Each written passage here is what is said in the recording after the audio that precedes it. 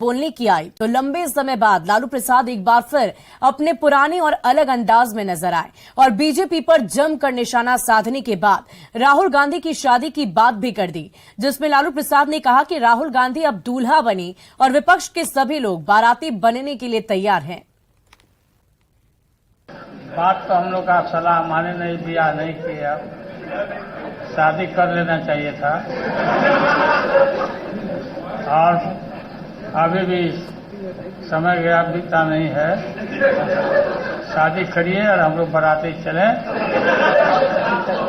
और शादी करिए, बात मानिए। आपकी मम्मी हमको बोलते कैसे तो हो जाए, हाँ एकदम पक्का करना पड़ेगा। मम्मी आपकी बोलती थी कि आप हमारा बात नहीं मानता, शादी करवाइए आप। अच्छा